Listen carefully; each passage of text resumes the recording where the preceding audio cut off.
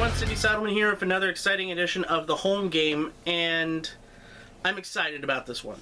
I teased it last time around. We're doing it this week. It is the original 1975 copy of Wheel of Fortune. Yes, 1975. You know, the version that didn't have Pat Sajak or Vanna White or a lot of cash or $1 Million Wedge. No, we're taking it really old school. We're talking about when the top dollar value on the wheel was $500. We're talking about they had to buy a vowel space on the wheel. We're talking about Chuck Woolery, Susan Stafford. We're talking NBC Daytime. And I'm just really excited. Because you can notice that it's smaller than the 80s version was, which was this big box. Because they had a really well thought out puzzle board. Like the Pressman people did a really good job with Wheel of Fortune. So, how did they get the puzzle board in 75, though, is the question. Well, let's crack this baby open and find out together, shall we? Well, here it is. I apologize. It is a little bent right up here, but this is 75. And I got this for a really good price. Because I've seen these go for like $30, $40. I got this for $20. But still. Very fun, and, you know, maybe I shouldn't try to bend it back over because I'm seeing some damage right here on the corner. Because if I try to bend it back, all that fun stuff. But in the inside of this box, there's no such instructions for the Joker box, but here's how you put it together. And then we have the instruction booklet, which has a whole bunch of ideas for puzzles and all that fun stuff. But if you want to know what the puzzle board looked like, here it is. The puzzle board with these two pieces right here, which are supposed to hold it up.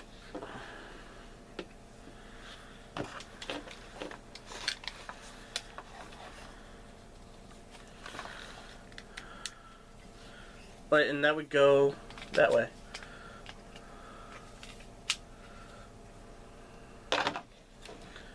Or, yeah, it would be like this.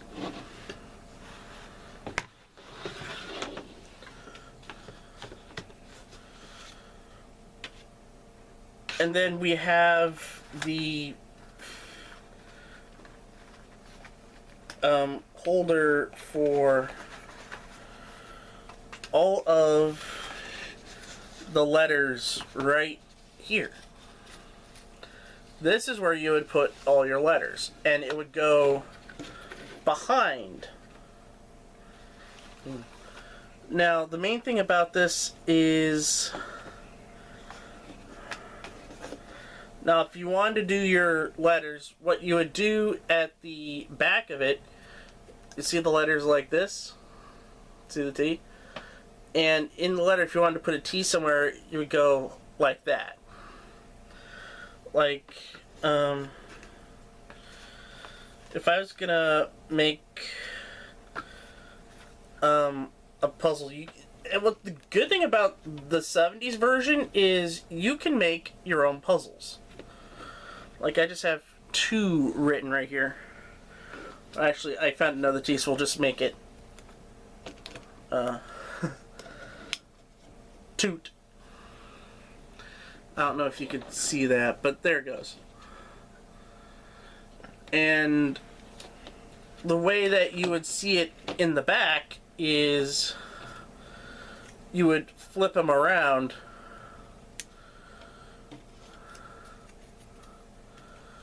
in reverse order.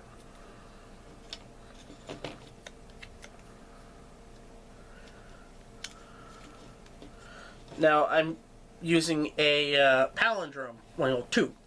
So, just to show off, on the back it would say toot. But if I were doing another word that isn't a palindrome, let's say,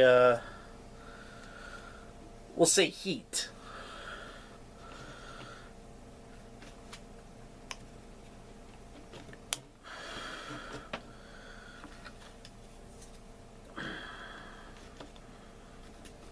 Like, it'd be that way for the front, but in the back, you would have it like this. So, in order to get the puzzle to read in the proper way, you would put them in the back in reverse. And, which is why I like how the instruction booklet, where it comes with a bunch of puzzles. It comes with 168 puzzles, which is a lot more that, it's puzzles that are ready, but not like the original board game where, the original Pressman board game where they came on big cards, so the cut on space. So just, now in the one that I have, the person who had this decided to write out the solutions to the puzzles, which I think is smart. And then you have the wheel itself, which is a mix of the round 1 and round 2 wheels of Wheel of Fortune from back then. The reason I say round 1 is because there's only one bankrupt, but round 2 because the bi-vowel wedge is there, and that was added in round 2. At least if that's what the pilots, with the Ed Burns pilots, are anything to consider, because that's pretty much the direct translation of what we have, because we don't know 75 episodes in video form are out in the public right now. There are some 76 episodes, but by that time they had already gotten rid of the bi-vowel wedge. And so what you would do is you would take a spin like that. And I got 175. You call a letter, and if it's there, it's revealed. You get the 175. Now, the interesting thing is, we talk about the Monopoly money, or the Milton Bradley money, and here it is again in hundreds, but this one has 20s and 50s. And as I'm looking through, there are no... Oh, here are the 5s. They were in the bottom. Like, in order to get 175, you would have a 5, a 20, in this Salmon 20, a 50, and 100. Now, while the play money is fine, this is a game where you probably just want to write down your score. But I'm going to be brutally honest. And yes, it's got a free spin wedge, and this is your free spin token right here. Like, they had like the round discs that just said free spin on it in just plain writing. We didn't get the beautiful new free spins until the debut of the CBS daytime version with Bob Goen, when they upgraded the music, the set, and it just looked great. And use your money and winnings after each puzzle to buy prizes. Like for $1,200, you can get a game room set. For $400, you can get some lovely outdoor furniture. Just some random prizes. Or for one of the cheaper items for $100, you get a water ski outfit. But now this is weird to me. Like, a trip to Hawaii is $3,000. A recliner for $200. I gotta go through this. Like, it came to me in a jumbled mess. Thanks for shipping. Like, I don't... It is weird. Now, electric golf cart is $1,700. I don't know if there's... If the car is in... If they had a car for the first version.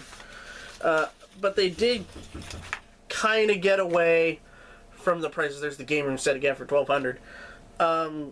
In later editions. So they just kept score. They just didn't really bother with prices. At least Pressman didn't. Anyway... that is going to do it for this edition of the home game. I like how it's clever and everything.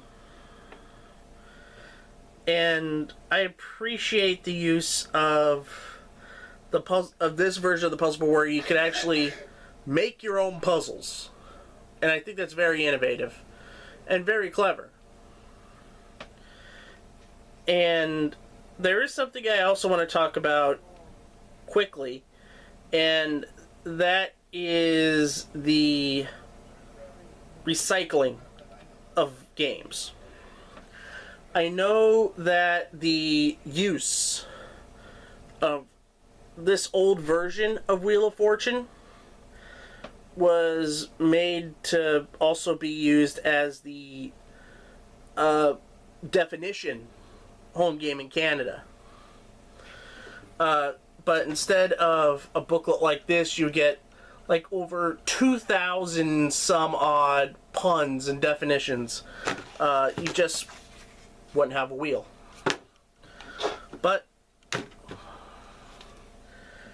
these weren't meant to be big budget board games. I mean, like board games like based off of Dallas or Happy Days would have more thought and care kind of put into it. You'd have bigger boards and stuff like that than what you'd see for Wheel of Fortune, especially when Wheel of Fortune was brand new and nobody thought it was going to be a success or not. Anyway, that's going to do it for this edition of the home game.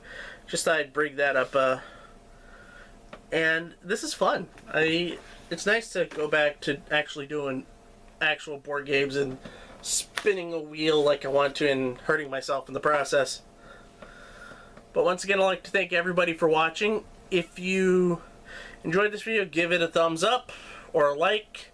Leave a comment on what future games that you would like to see, whether it be a video or board game. Hit that subscribe button if you haven't already. And if you want videos a day early, become a Patreon backer at patreon.com/gameshowgumbo like these wonderful people have, as I contort my arm to have my left hand do that. Now my arm is hurting. I better end this video. I will see everybody next time here on Game Show Gumbo for another exciting edition of the home game. Take care, everyone. Ta-ta.